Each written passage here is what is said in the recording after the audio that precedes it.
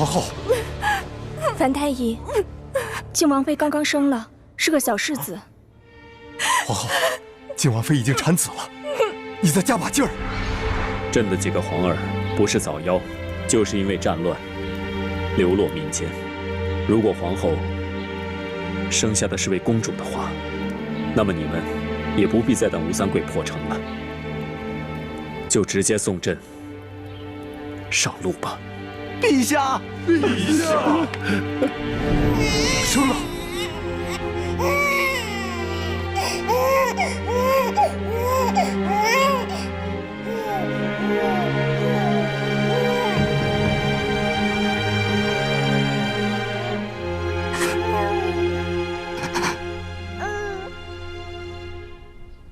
杀了他！皇后，今天先生曾经说过，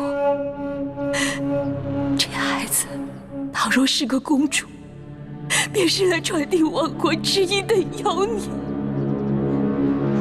樊太医，陛下催老奴来问问，皇后生了没有啊？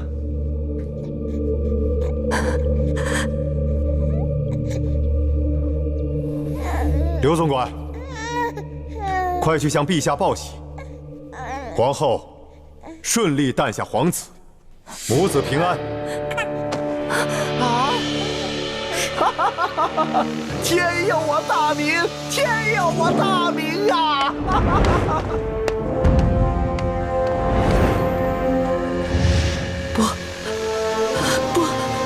不行不行不行！靖王妃，为了大明的江山社稷，为了陛下，也为了您最爱的晋王，樊篱恳请王妃以大局为重啊！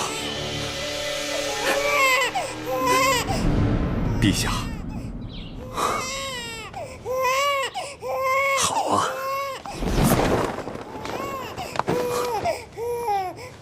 从今天起，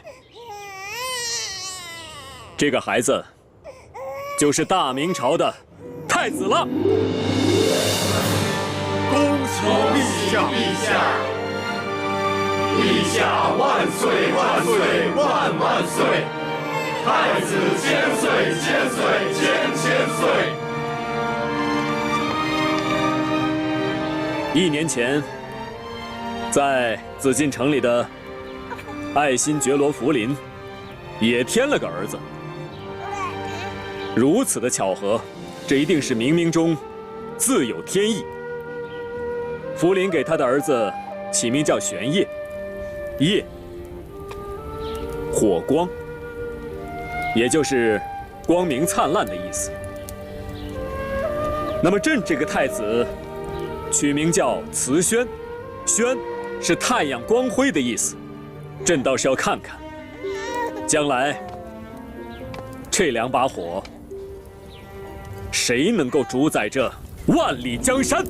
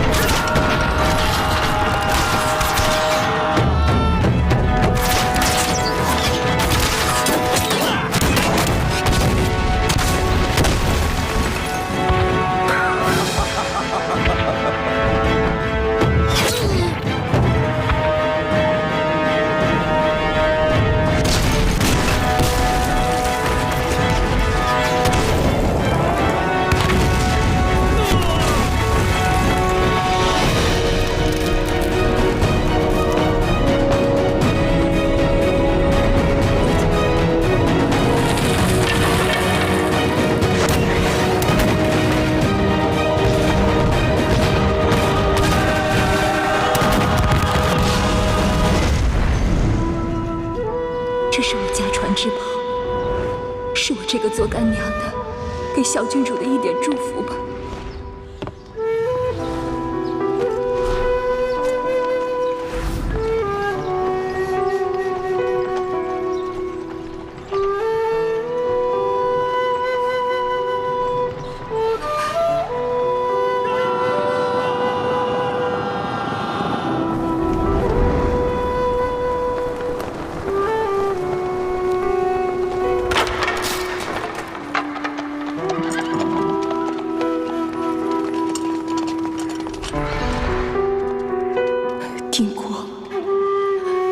我知道你要去护送陛下，顾不上我们母子，永别了。吴三桂，你这个乱臣贼子，你不得好死！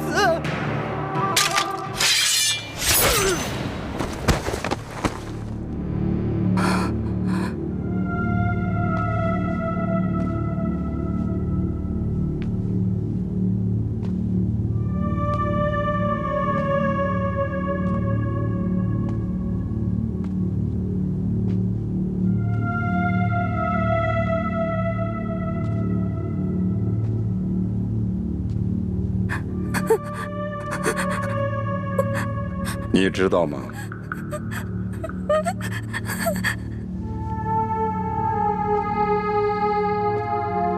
等等，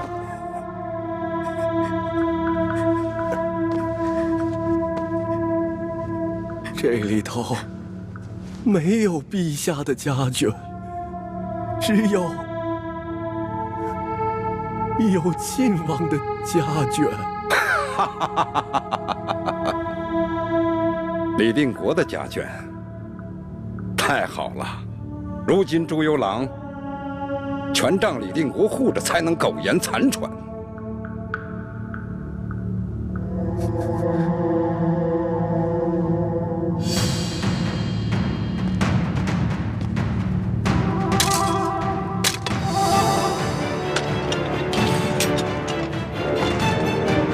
晋王妃。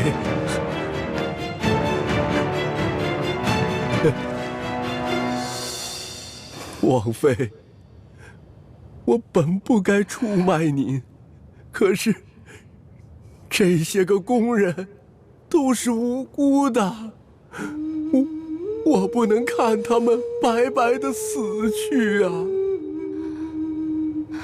公公，你糊涂啊！你知道吗？我怀里的婴儿，他其实是……抱着的婴儿是谁？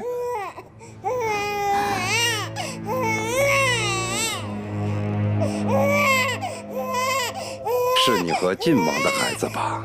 是。可是她只是个女儿。女儿好啊！李定国已经有了2个儿子了，现在又有了1个女儿，儿女双全，好福气呀！本王历来最讲信义，来人，赏。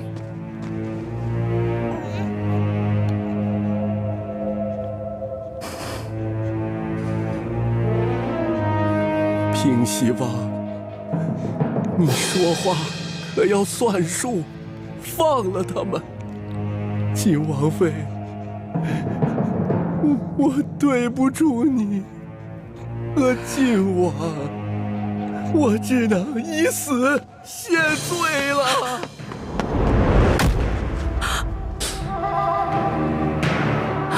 公公。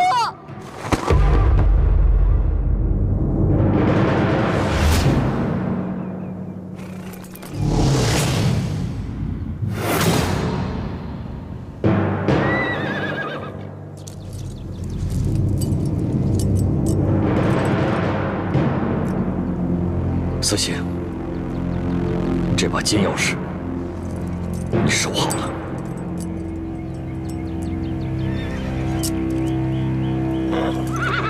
你先带领1半的人马，保护陛下跟皇后马上离开，我来殿后。遵命。李定国，大明江山气数已尽，改朝换代势在必行，你又何苦逆天而行？带上来。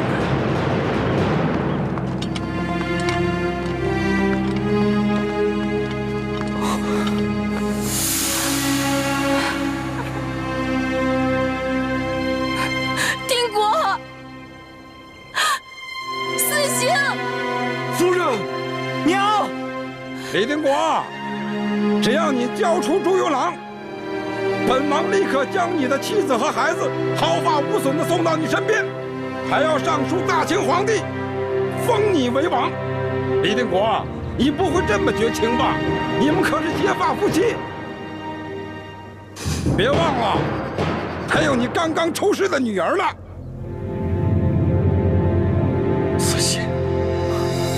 快走！爹，可是走啊！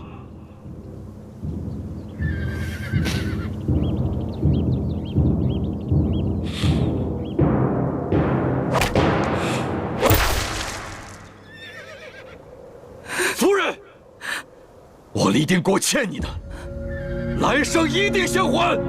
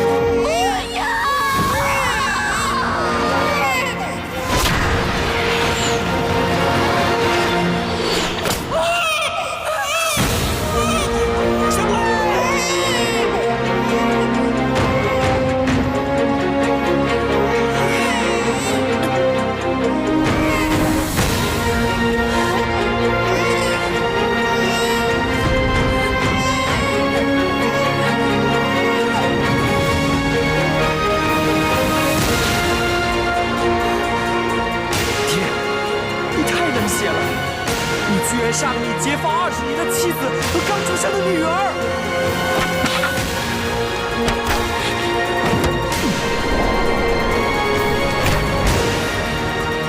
思清，要么你现在就一枪刺死我这个爹，要么就赶快走。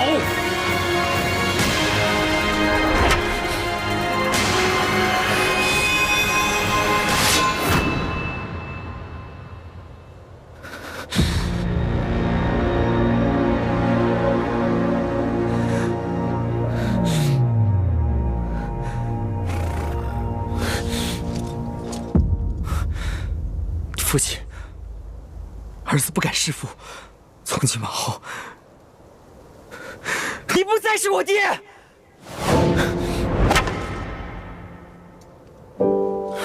上！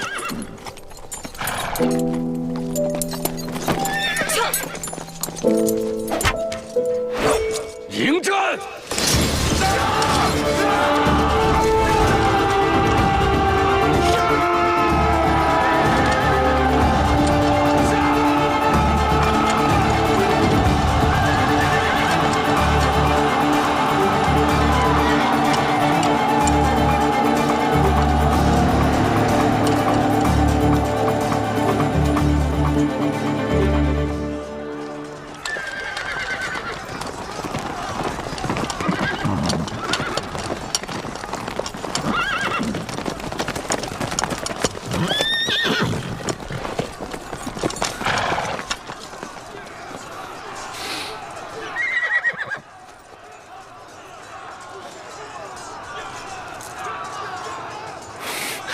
爹，我一定会让你后悔。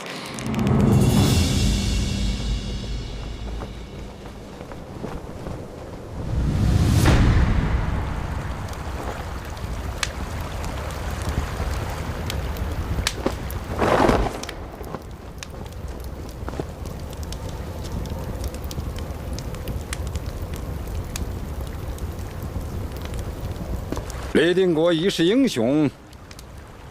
可惜不识时务啊！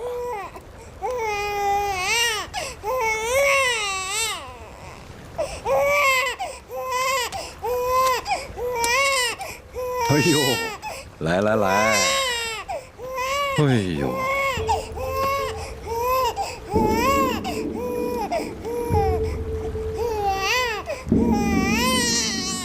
嗯？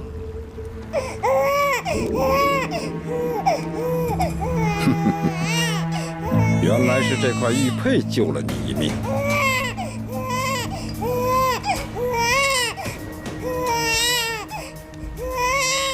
你父王斩杀我数员上将，现在我就用你来祭奠他们的亡灵。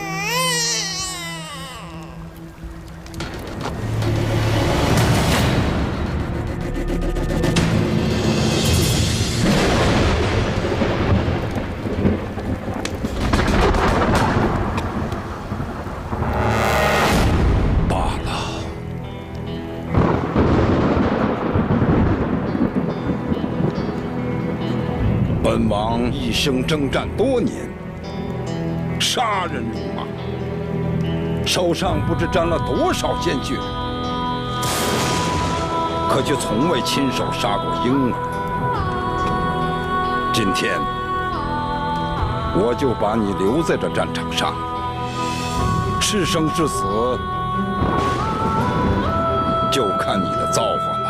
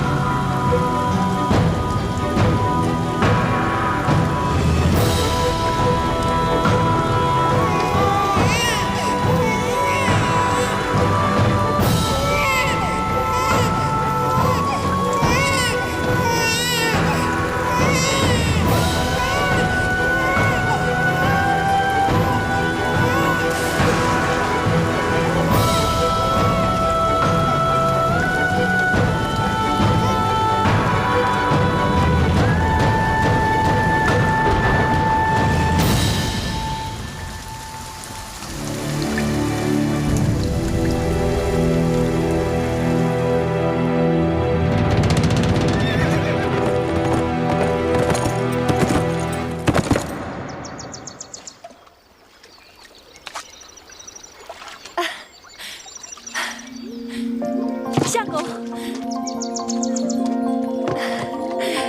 夫人，我终于见到你了。倩莹，倩莹，快叫爹！爹，真乖。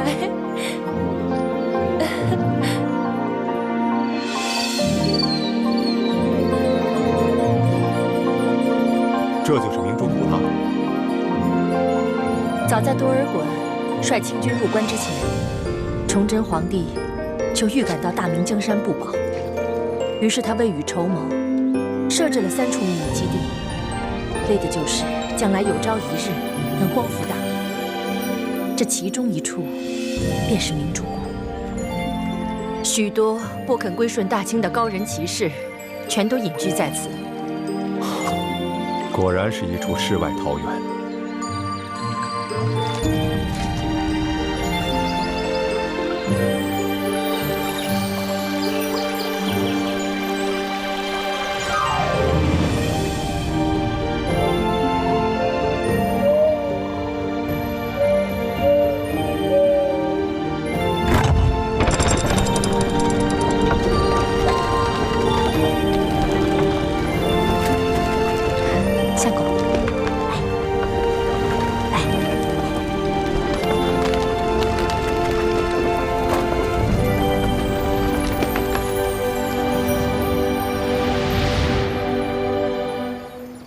久闻樊先生大名，为辅佐永历帝与妻女分离，现在总算是一家团聚了。请。相公，这些都是咱们大明最后的精英，待入谷之后，我再一一为你详细介绍。来，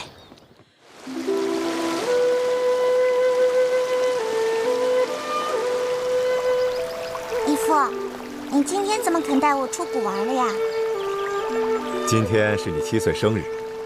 你从小到大都没有离开过明珠谷，所以义父今天带你出谷开开眼界。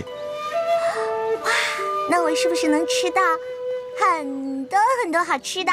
你呀，就是挑食。确实，在谷中也没什么好吃的。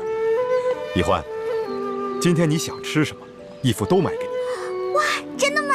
嗯，太好了，我的义父最棒了。走。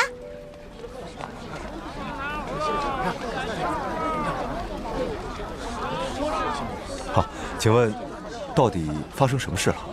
平西王呀贴了告示，说是今日53刻，要当众绞死前朝最后一个皇帝朱由榔。朱由榔，不是逃到缅甸去了吗？缅甸王哪里敢得罪大清的皇帝和吴三桂啊？最后还是把了他和他那些文武百官都送给了吴三桂。这要是遇到了改朝换代，这皇帝的命比我们这些老百姓还惨啊！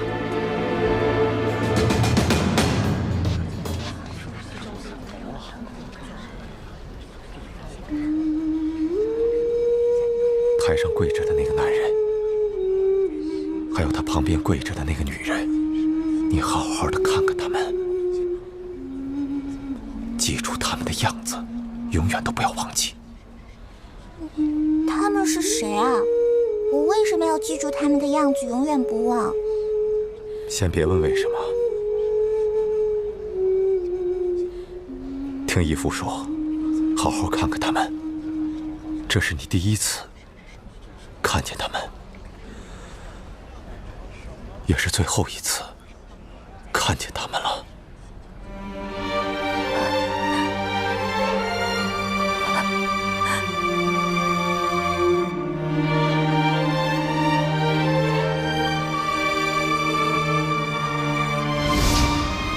看这孩子这么爱笑，要不朕就给他起名叫做易欢。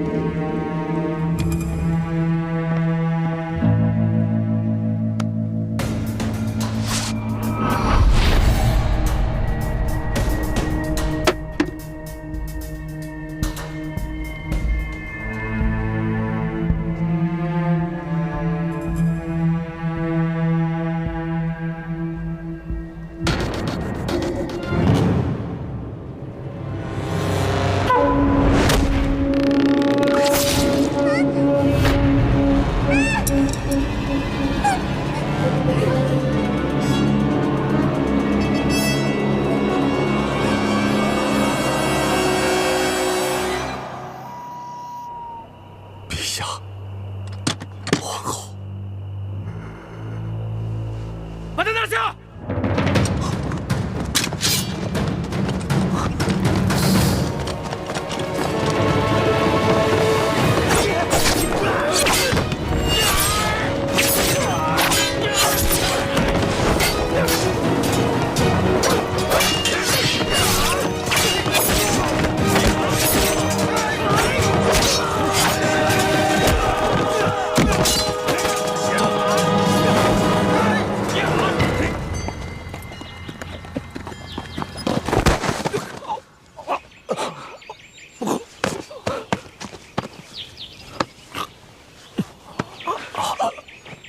范神医，你没事吧？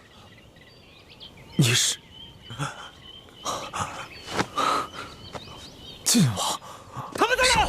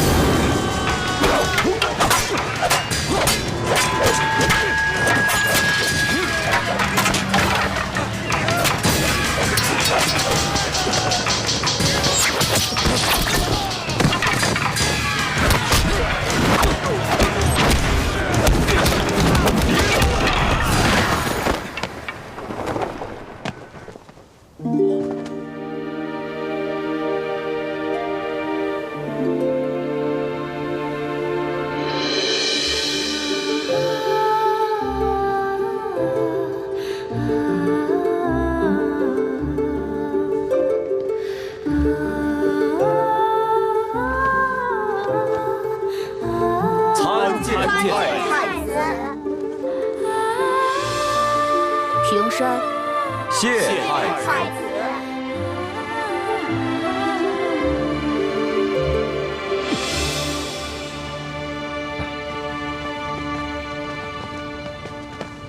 如今顺治已经驾崩，他的第三子爱新觉罗玄烨继位，改年号为康熙。康熙只不过是一个8岁小儿，朝政实际都掌握在4位辅政大臣手中。这4位辅政大臣，他们分势而立，互相内斗，而吴三桂又与他们分庭抗礼，所以，我们将来还是有机会能够找到复国的契机的。希望各位都不要气馁。那我就宣布一个先帝遗诏，为太子跟我女儿奕欢定亲。以后我大明皇室的血脉，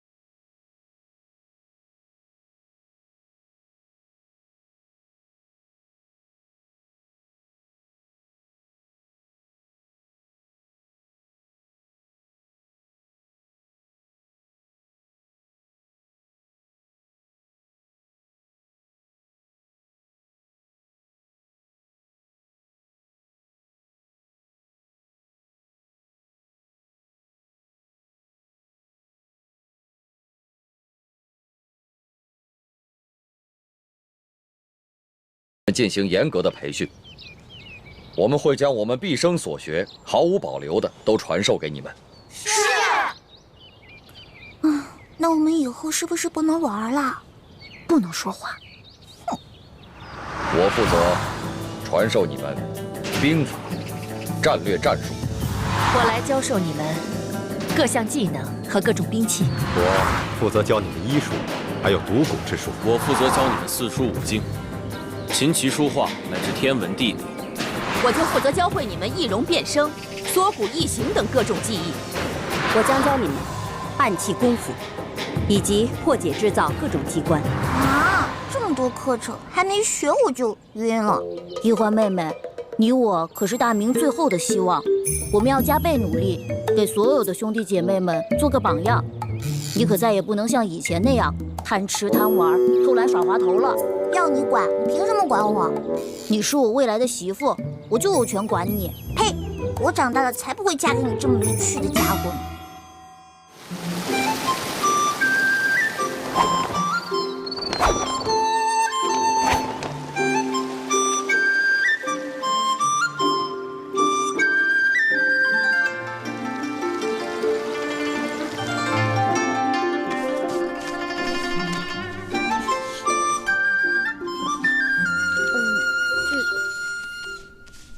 借我一下。真好看。你这么快的画？吴师傅，这是我做的。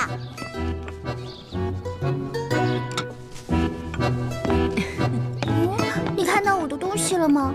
那不是你做的面具吗？吴师傅，这张面具是我做的，被奕欢偷偷拿了。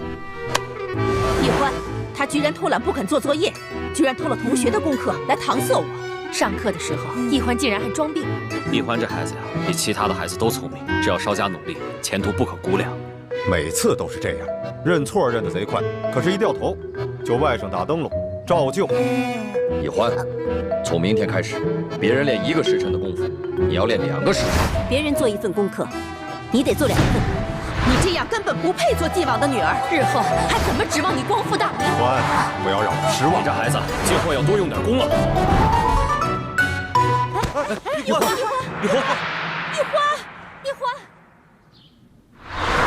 花儿的病有起色吗？花儿这孩子，打从刚出生就掉落在了地上，又在雨水里浸泡了1天，所以才落下了头疼的印记。我已经想尽了办法，只能延缓他的痛苦，却不能根治。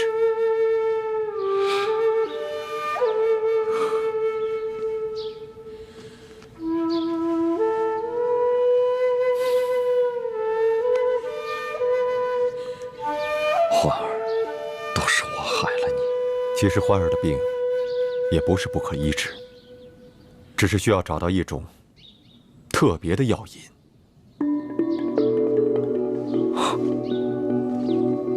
什么药引？我师父说过，世间的疑难杂症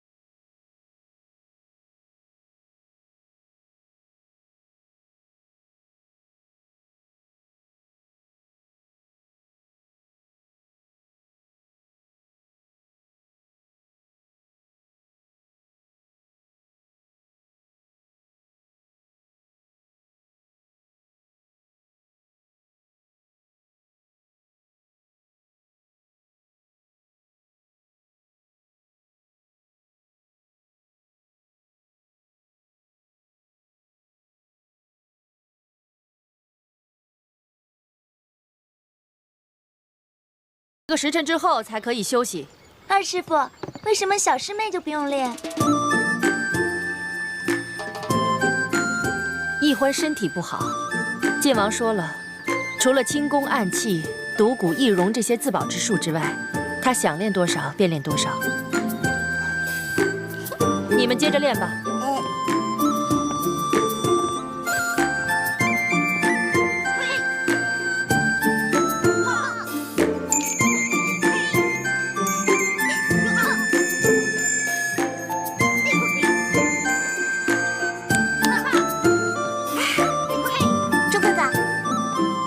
你别捣乱，徐姐姐，把你的手往前伸一点。姐姐你好棒啊！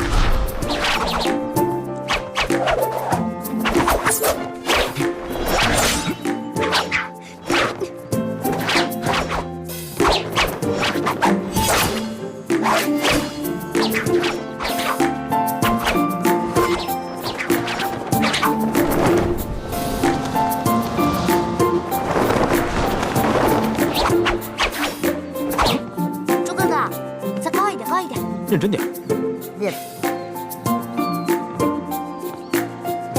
哎，樊姐姐这样不错，非常标准。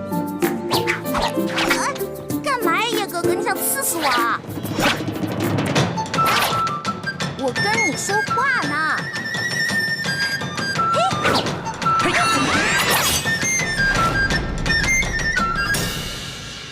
徒儿参见各位师傅。你们听着，出师之后，我要你们完成的第一个重要任务，就是寻找当年崇祯皇帝留下来的一个铜匣。这个铜匣关系到我们联盟的一个绝顶机密。本来这个机密只有我一个人知道，但是现在是时候把它说出来了。你们一定要切记，每个人都要守口如瓶。徒儿明白。徒儿明白。当年崇祯皇帝自尽前几年，他就预感到大事不妙，所以提前做了准备。他把皇宫中还有国库中所有的金银财宝全都集中起来，命心腹之人藏在一个隐秘的地点，并制造了一张藏宝图。藏宝图？那我们找到了，是不是就发财啦？除了这些用以光复大明的财宝，崇祯皇帝还秘密筹建了3个基地。这第1个基地现在在台湾，由延平王郑经领导；2号基地就是咱们的明珠谷，由我和谷主陈胜男来领导。这第3个基地更隐秘，连我都不知晓。崇祯皇帝把这3个基地的资料还有派遣到全国各地潜伏的大明义士名单，制作了一本小册子。晋王，那现在这个铜匣在何处啊？清军入关以后，这个铜匣很可能落到清军手中。不过，他们不知道铜匣的秘密。当年崇祯皇帝集结了大明王朝所有能工巧匠，为这个铜匣制造了3道机关。要想打开铜匣，必须有3把金钥匙同时插入，方能打开。如果金钥匙不齐全，想要强行打开铜匣，就会触动铜匣的机关，那么藏宝图和名册将会被损毁。那这3把金钥匙，这3号金钥匙上面有翡翠饰物，是在台湾延平王郑经手中。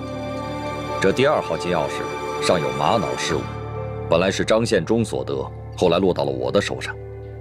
这第1号金钥匙上有白玉饰物，当年由永历帝亲藏。当年我父皇被吴三桂所弑，那1号金钥匙应该落在了吴三桂的手中，只是不知道是否交给了清廷。此番你们出谷，有2项重要任务：第一是想尽一切办法找到铜匣和金钥匙；第二就是联系天下义士，挑起鳌拜跟康熙之间的矛盾，引发清廷内乱。请师傅们放心，徒儿一定尽最大努力，将2项任务一一完成。好，此番你们出谷行动，一切都听太子调遣。太子，你就不要再用真实身份朱慈轩，而是用化名李建清。大家也不要叫他太子，而称他为大师兄，明白吗？记住了，记住了。 2项任务都要先去京城，你们回去收拾一下，明天一早就出发。去京城啊？太好了！从小到大我就知道京城是全国最繁华的地方，带我去吧。你不能去。为什么？你平时不学无术，吊儿郎当的，武功暗器、奇门八卦、18般武艺，样样稀松。所以你继续留下来，跟你的师弟师妹们继续学习练功。这不公平！哎呀，爹，你就让我去吧，我在谷里闷得快要烦死了。我跟猪哥哥、雪姐姐一起完成任务，行不行啊？是啊，大师傅，您就让一欢跟我们一起去吧。是啊，让一欢一起去吧。大师傅，就让小师妹跟我一起走吧。爹，太子，你是这次行动的总负责，那么一欢是留在谷中，还是跟你们出去一同执行任务，都由你来决定。猪哥哥，从小到大你最疼我，是不是？你肯定会同意我去的，是不是？啊？欢妹，此番我们出谷要执行的2项任务，都事关重大。我要对全局负责，更要对你的安危负责。所以啊，你就乖乖留在谷中，继续游山玩水，逍遥快活吧。等我回来，给你带好吃的。爹及诸位师傅在上，一欢历来胸无大志，唯愿吃遍天下美食，穿遍天下美衣，还有找齐珍贵药材，配出冰肌血肤养颜膏，治好倩影姐姐的脸。还望诸位师长原谅一欢违禁出谷，待实现3大愿望之后，一欢再回谷，负荆请罪。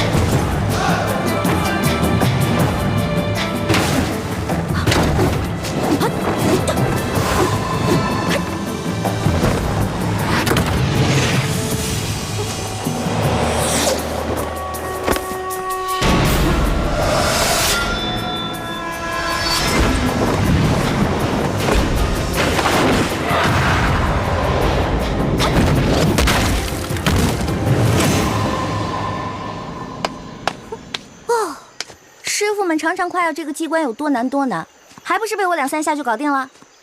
李一欢，你真是个天才！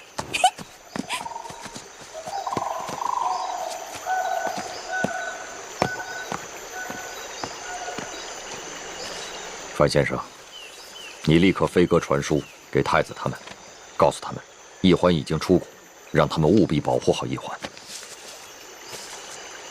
既然晋王担心公主的安全，为何还要故意简化机关，放她出谷呢？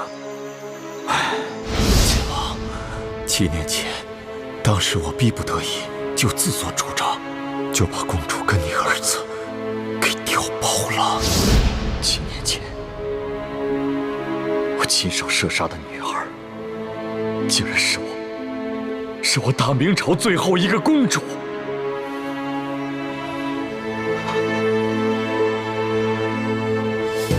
我李定国罪孽深重啊！不，公主尚在人间。当年你那一箭，刚好射中皇后送给公主的玉佩上，所以公主毫发无伤。这些年，我一直带着她隐居在明珠谷。现在远在台湾的太子，对我们大明的志士们来说，是极大的鼓舞。如果让他们知道，大明皇室只剩下一个公主，恐怕他们就没有复国的斗志了。如今世上，知道太子是你亲生儿子，奕欢才是大明最后一个公主的人，就只有你我2人了。我知道了，我马上传信给延平王，让他把太子送回来。就说先帝留下遗诏，让太子跟我女儿奕欢定亲，这样他们所生的子女也算是大明皇室血脉，我们也算对得起先帝了。好，这安排甚好。奕欢是先帝留下的唯一血脉，只可惜他生性懒惰，又贪图享乐。若一味保护，不让他历练，先帝在九泉之下也不会瞑目的。晋王真是用心良苦，但愿他此次京城之行能有所长进。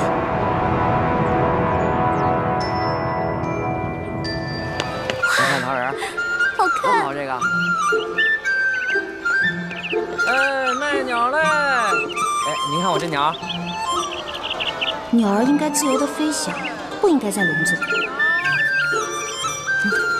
哎，您干嘛？对不起啊。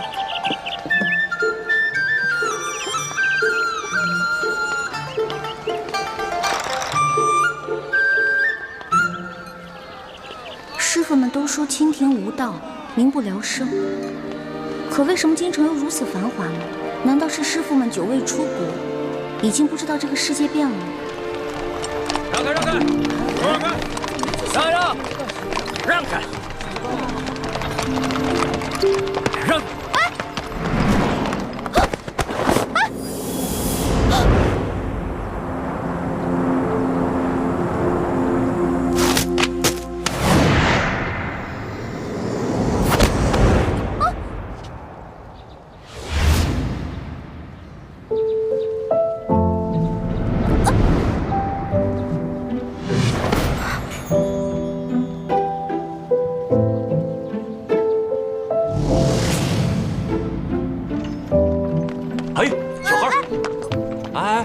干嘛呢你？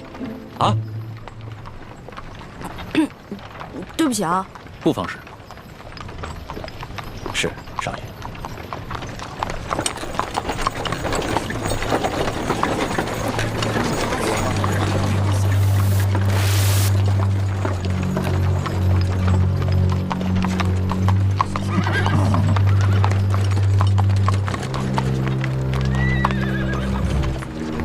哎，他们要把这些人押到哪儿去啊？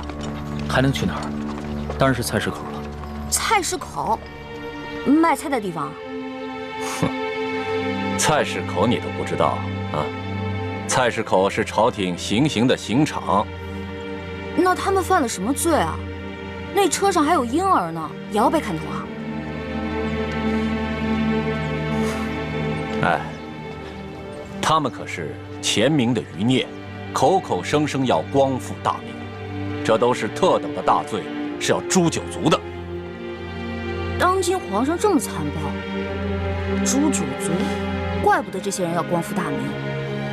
我说臭小子，你胡说什么呢？啊，你信不信我？哎，这位小兄弟，不过随便说说，不妨事。是。小兄弟，听你的口音，不像是京城人吧？第一次来。来京探亲访友的？算是吧，主要我想看看紫禁城长什么样，再吃点京城的美食。如果有机会能看到皇上长什么样就好了。要瞧紫禁城容易啊，远远的看一眼也就是了。要是京城的特色美食，京城第一酒楼一定能帮你满意。但是皇上身居大内，可不是你想瞧就能瞧见的。瞧不见就算了呗，我也只是好奇而已。哎，你们说那暴君是不是长得青面獠牙，极其恐怖啊？你胡说什么呢？啊，你又没见过皇上，凭什么说皇上长得青面獠牙？还诅咒说皇上是什么暴君？你找死啊！本来就是，我虽然没看见过皇上，可他动不动就株连九族，连生下的婴儿都不放过，不是暴君是什么呀？你要再敢胡说，我就把你……可我听说，当今圣上年少，虽然早已亲政，可朝政依然把持在辅政大臣鳌拜的手中。你说的暴政，可不关康熙皇帝的事儿啊。你说的这些啊，我都听不懂，但我只知道，皇上贵为天子，就要为老百姓负责，既已亲政，还让鳌拜为所欲为。我看啊，他不是暴君，那也是个昏君。你要再敢胡说，我立刻……说的对，任由朝政把持在他人手中，不是暴君，也是昏君。瞧他那把扇子很是名贵，我还是不要招惹这种人为妙。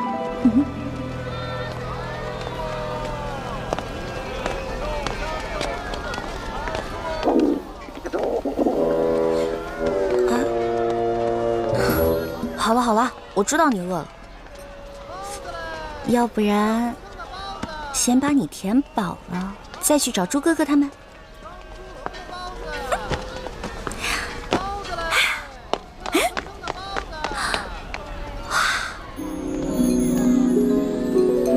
这难道就是刚才那位富家少爷说的京城第一酒楼？那全京城最好吃的东西，肯定就在里面了。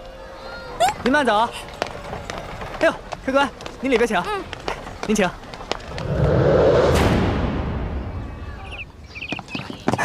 客官。来，客官，您坐这儿。我要坐那儿。哎，我要看着京城最好的风景。就这样。客官，您一个人犯得着用那么大的桌子吗？要不咱换换？我一个人怎么了？我能吃4个人的量。去，给我拿菜单。哎。哇。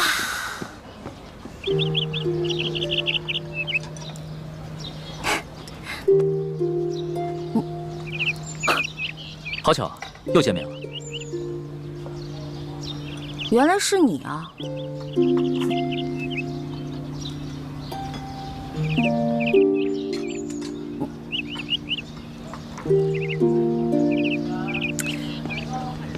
哎，这位大哥，你干嘛总盯着我看啊？我脸上长花了。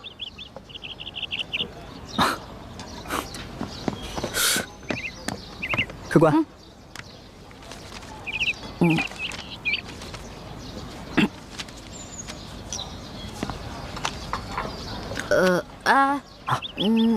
他桌子上的菜给我来一模一样的。客官，那桌还有客人没来，您点那么多，一个人吃得完吗？哎，你管那么多干嘛呀？我让你去给我做，你就赶紧做。哎，等一下，再给我来一壶好酒，我要你们酒楼里最好的酒。好嘞。去吧。哎呀，京城的鸟啊，走你！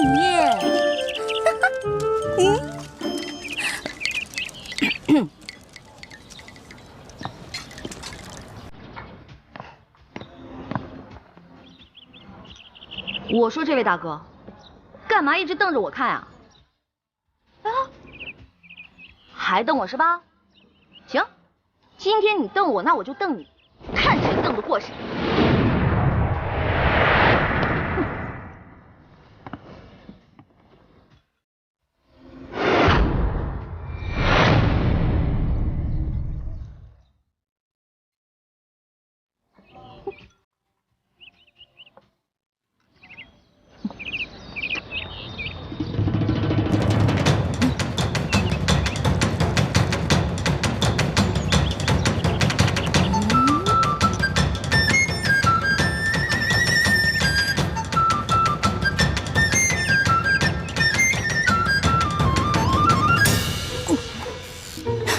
说了啊，看你还敢瞪我！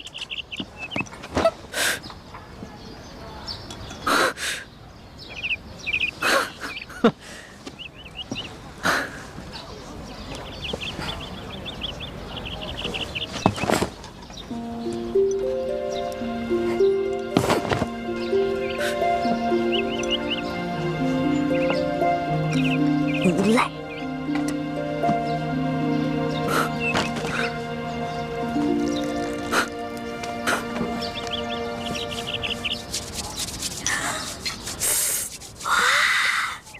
好吃的，先吃哪个？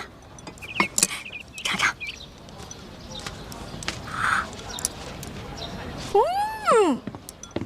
来，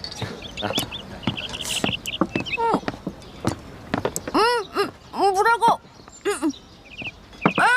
啥？听说你们京城最好吃的是烤鸭，对吧？去，给我拿一只。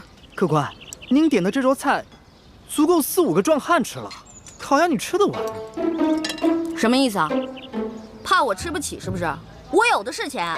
嘘，给我挑一只肥的啊！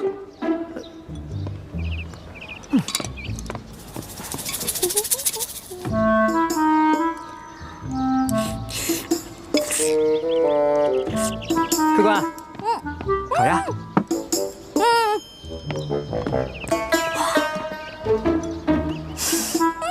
烤鸭。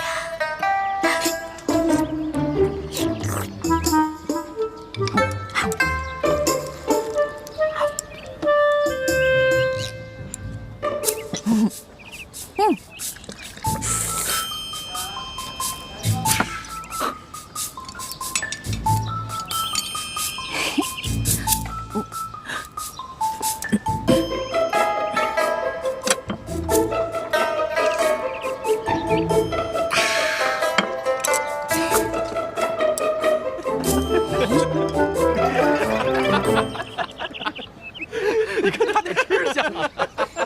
你这快吃相来，你们看，你看，笑什么呢？就笑你怎么了？长得跟个姑娘似的，吃起饭来跟头牛一样。我花你们家钱了，穿你们家衣服了，吃你们家饭了。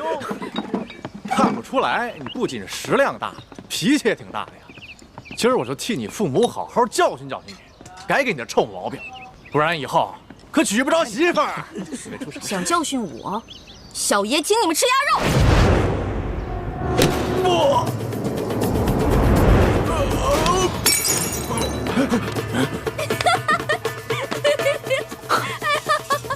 找死！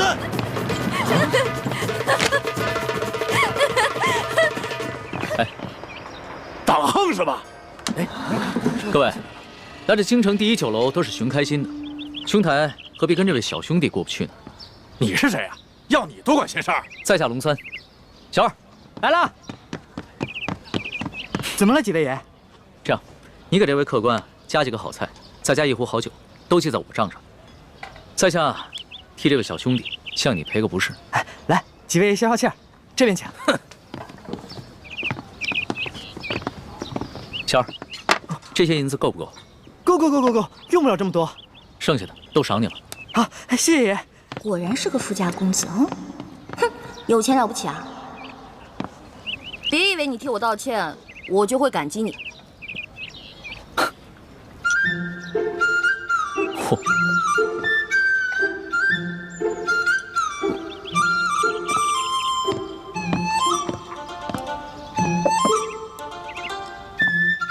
兄弟，看你那么喜欢吃美食，这个呢，是我自家带过来的糕点，外面吃不到的，赏脸一品吧。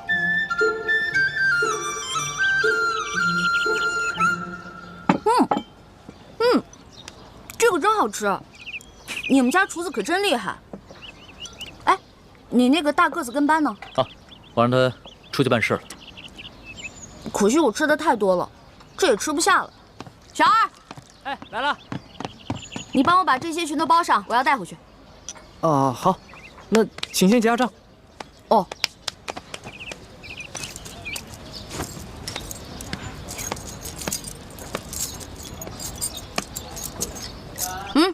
不用找了，这不够啊！这可是整整1吊钱啊！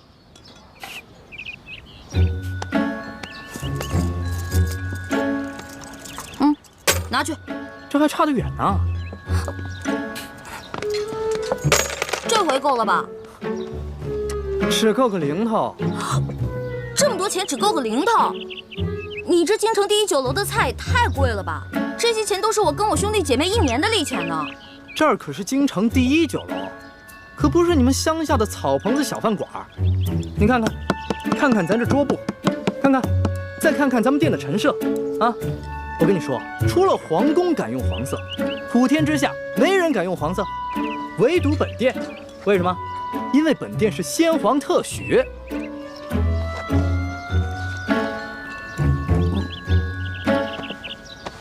啊，这样吧，这顿饭钱我来出了。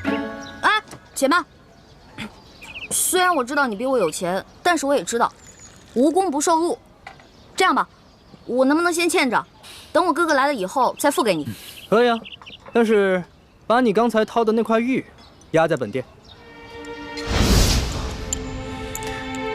带着这块玉赶回客栈，晚上会有别的叔叔接你回明珠谷。义父，你要去哪儿啊？我要跟你在一起。义父要为刚刚被绞死的那几个人收尸。这件事情太危险，你不能跟着我。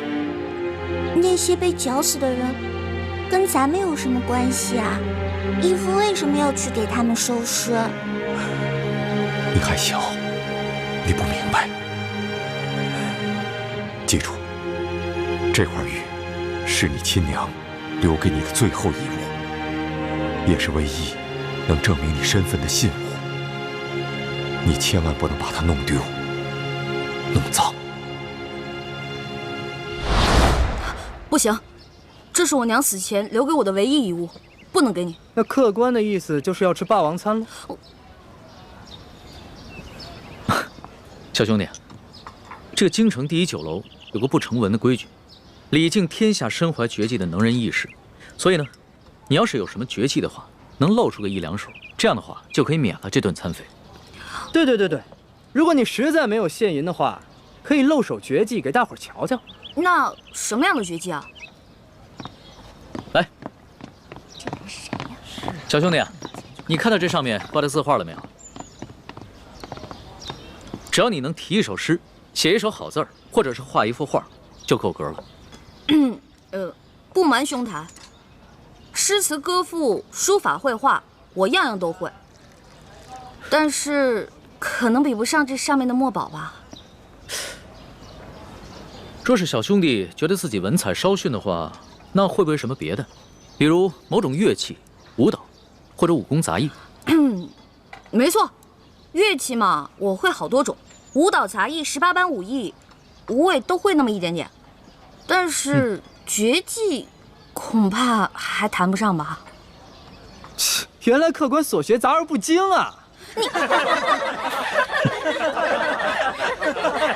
哎，人的精力是有限的。这位小兄弟啊，年纪轻轻的就什么都会，已经是很难得的奇才了。这样吧，小兄弟，你就挑你最精湛的技艺来露一手，看看是否合格。若是不够格的话，我来给你做担保，等你找到你哥哥再来结账不迟。好，就听龙少爷的，挑个您最拿手的，来一个给大伙瞧瞧。好，来一个。多谢兄台。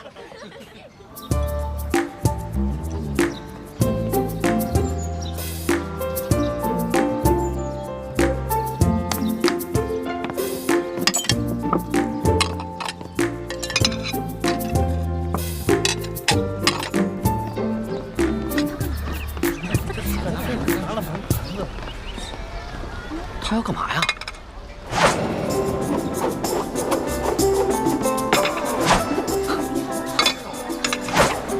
小兄弟，你这手上功夫虽说不上如何，但也算不错。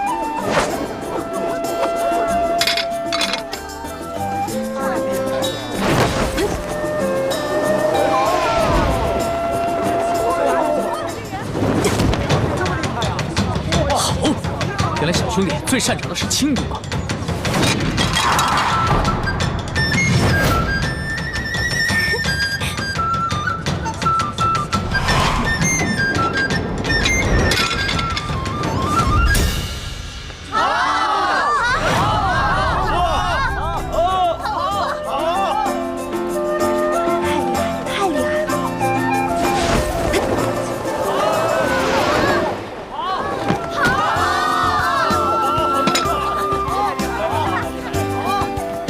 走了吧？当然可以，还请您留下高姓大名，下次再来本店提您名字可以打折。姓名就不必了，朱门酒肉臭，路有冻死骨。你这京城第1酒楼的一顿饭，够我跟我兄弟姐妹过1年了。先撤了。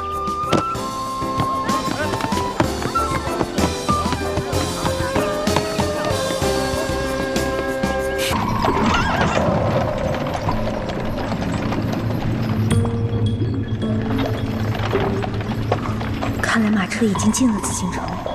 今天白天只看了紫禁城外的样子，不知道里面是什么样子。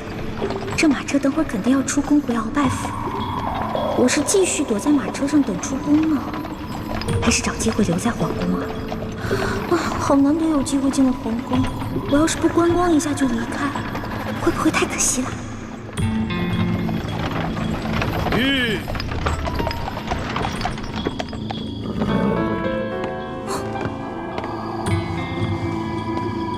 公公，您慢点。公公，这儿有没有方便的地方？这一路可把我憋死了。这宫里的路不好找，还是咱家带你去吧。哟，那有劳公公了。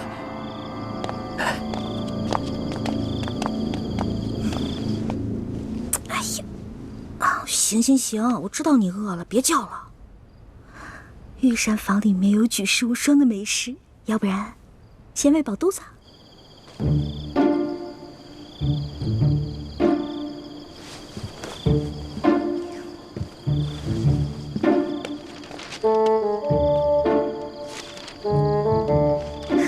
御膳房。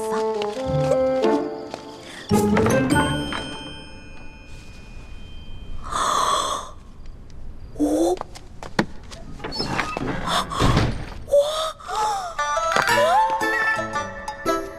幸亏猪哥哥给了我这张地图。哇！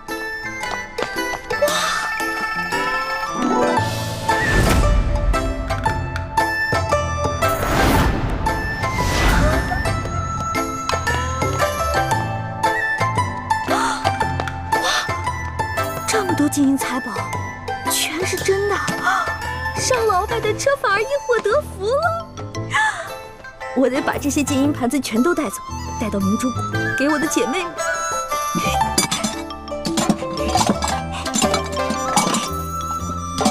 都是皇上用的东西，太棒了！快快快快！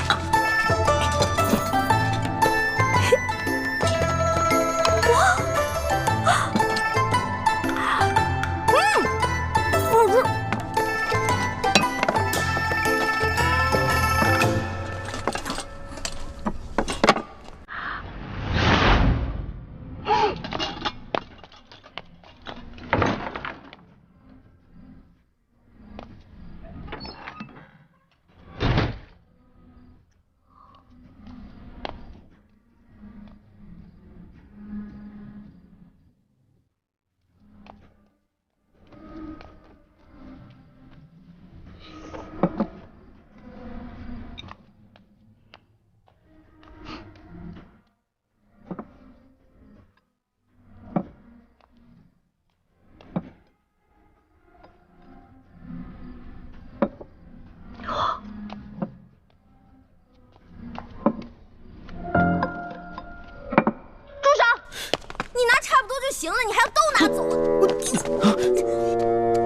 啊？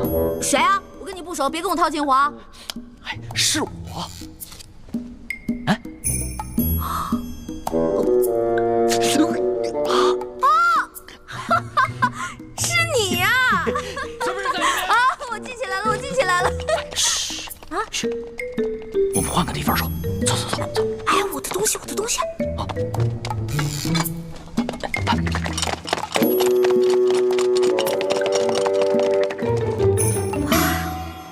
哎呀！哎呀！吓死我！哎，多谢你啊！还好有你在，要不然我就被抓了。不过你到底是谁啊？我怎么会在皇宫看见你呢？而且你对皇宫的地形如此熟悉。我呀，我是这个宫里的御前侍卫，所以啊，我对这个皇宫啊特别熟悉。你在宫里当差啊？怪不得那个书画斋的老板不肯跟我透露你的身份呢。原来如此啊！小兄弟，还是你说的对，有缘自会相见。没想到这么快我们又见面了。是啊。哎，对了，你这么晚进宫来做什么呀？哎呀，别提了，要多倒霉有多倒霉。我在路上走得好好的，看见一辆马车。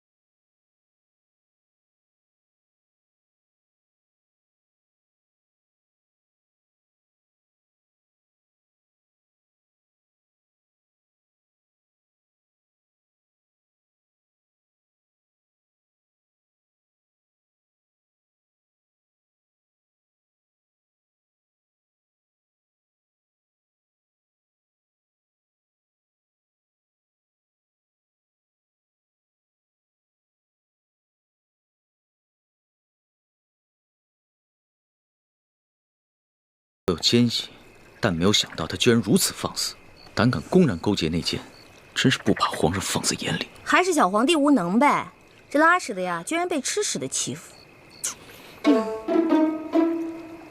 小兄弟，你这话未免也太糙了吧？话糙理不糙啊，我说的都是实在话。如果这个皇帝是个英明君主的话，那怎么可能任由鳌拜这么嚣张跋扈呢？小兄弟啊，你想的太简单了。这皇上啊，年少，刚亲政不久，要整顿朝纲，自然是需要时间的。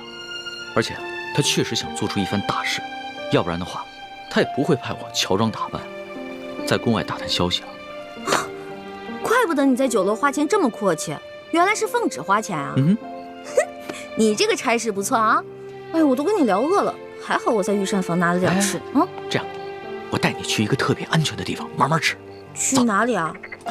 哪儿啊？你跟我来就知道了。哦。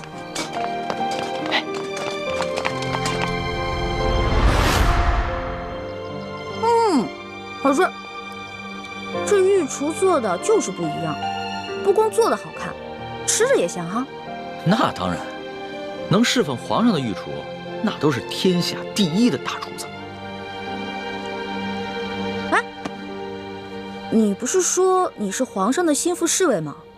那你是他的御前侍卫，你想吃什么可以找他恩赐啊。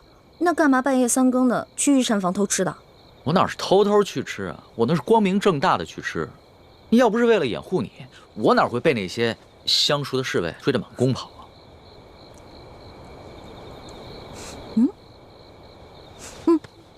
怎么？不对啊，这两种糕里面掺了不同的香料，会使人慢性中毒的。中毒？你别开玩笑了，怎么可能呢？这些糕点是皇上最喜欢吃的，而且皇上平时进膳的时候，都是有专门的人用银针试过的，也有专门的人试吃，怎么可能会有毒呢？真的，这里边的香料性热，而这个糕点里面的香料性凉，两种单独食用不会中毒，但是混在一起长期食用就会使人中毒，并且可以使人心智受损。你没开玩笑啊？干嘛？别动！我来给你把把脉。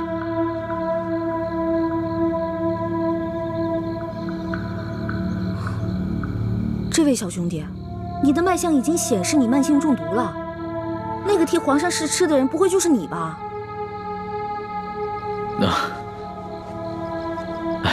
实不相瞒，其实呢是皇上和我最近都感觉到身体不适，所以呢特意让我来御膳房求证一下。原本呢我是不相信宫里的太医，所以想取几样食材拿到外面去给宫外的名医看看。一开始见到你在那儿的时候，我以为你是下毒的人，派来毁灭证据的。后来看到你毫无顾忌的大吃大喝，然后又跟我说了这些话，到现在我才相信你。遇到本李大侠李易欢算你运气，知道吗？李易欢，姓李名易欢，这名字挺好听的。那当然了，我不仅名字好听，还会识毒，并且还会解毒呢。那我和皇上的毒能解吗？哎呀，你和皇上的毒嘛，解是可以解，不过这药材配起来比较难，而且这药材价格不菲啊。钱不是问题，你想要多少，我给你多少。好，3日以后在第1酒楼，我带着解药，你把药钱给我。这个药钱嘛，10两黄金。没问题，我看也不必等到3日以后。我这枚玉扳指肯定不止10两黄金，你先拿去吧。哇，果然是个好扳指啊！你就这么把扳指给我了？你也不怕我骗你？我相信你，虽然我们两个相识不过1日，但是我能看得出来，你是一个有本事的人。只要是有本事的人，都不会因为钱财而背信弃义的。有眼光。我是个有本事的人，我的本事不光这些，还有很多呢。以后有机会慢慢让你见识啊。好啊。不过呢，刚才在御膳房咱们两个交手的时候，我发现你的武功啊，其实比我好不到哪儿去啊。没本事的人才会靠蛮力，像我们这种有本事的人是靠这里，知道吗？再说了，我就是一个江湖小贼，我这点本事也足够了。但是你是御前侍卫啊，那你这3脚猫的功夫怎么当的御前侍卫？哎，你跟我说实话，是不是你投了个好胎，有了个好爹，才让你当上御前侍卫的？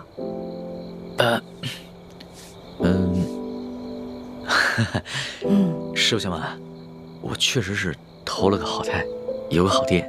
我祖上是8旗的贵族，我能随侍皇上，也都是我们家里人帮的忙。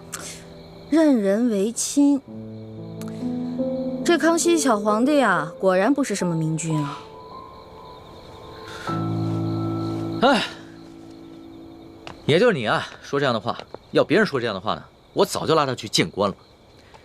不过呢，你虽然言语上对皇上不敬，但是我能看得出来，你心思不坏。你这个小兄弟吧，通情达理，仗义疏财。我决定了，你这个朋友我交定了。来，今天高兴，喝酒。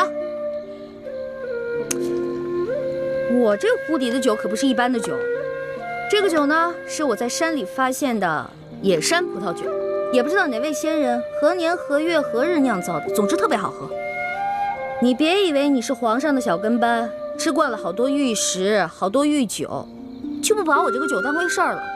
我这个酒啊，可比你那些御酒好喝多了。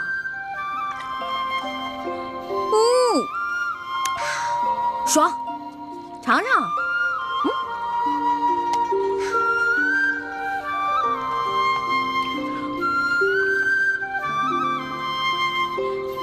怎么样？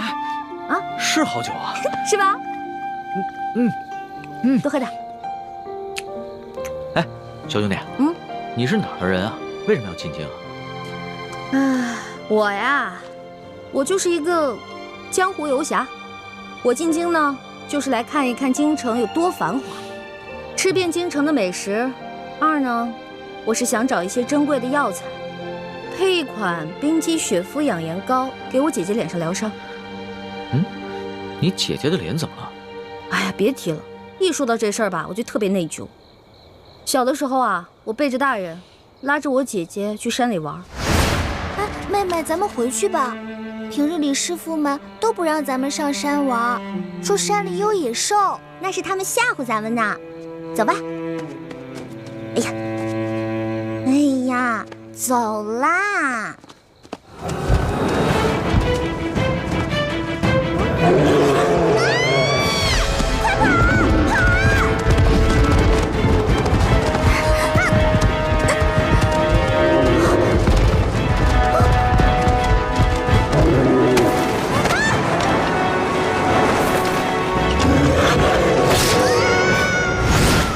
所以我姐姐脸上就落下了伤痕。我义父是个名医，他说要想治好我姐姐脸上的伤，就得用稀有的药材配成一副冰肌血肤养颜膏。但我们家比较穷，这些药材一直凑不齐，所以我就想啊，什么时候能把我姐姐脸上的伤治好就好了。我姐姐可是个大美人儿，但就是因为脸上的伤让她变得很自卑，所以我希望我能早日帮她配齐这些药，治好她脸上的伤。所以你刚才不跟着那辆马车出宫，不是为了进御膳房偷吃东西，而是为了找太医院，去找那些能治好你姐姐脸上伤的药。对啊，本来我想先饱吃一顿再去太医院的，没成想。你是个重情重义的人啊，我喜欢你的性子。哎，你多大了？我呀，我是顺治12年5月初4生的。5月初4？啊，真的假的呀？真的。太巧了，我也是5月初4。啊，只不过我是顺治11年的，比你大1岁。这么巧啊！哎，你说咱们两个1日之内相逢了2次，我觉得咱们这个缘分匪浅呀。不如我们今天指月为誓，结拜为兄弟，如何？从来没有人想着跟我结拜的。不过我以前老看古书上说，那些古人们结拜好像挺有意思的。当然了，我也一直想这么做来着，可惜一直没有遇到合适的人。既然你我这么有缘，那就结拜吧。我长你1岁，我做大哥，你是小弟。哎，不行不行，岂不闻古人有云：文道有先后，术业有专攻。咱们既然结拜，就不能以庸俗的年龄论长幼，咱们得看谁的见识广，本事强。刚才你也说了，我的见识广，本事强，所以我是大哥，你是小弟。这也行啊？当然了，如果你觉得不行的话，再来打一架，谁赢了谁是大哥。不打。行，居然还有人想当我的大哥。行，你是大哥，我是小弟，好了吧？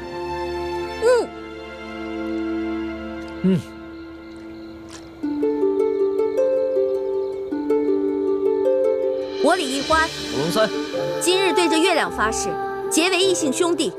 从今往后，有福同享，有难同当，永不背弃。同生共死，同甘共苦，如有违誓，天打雷劈。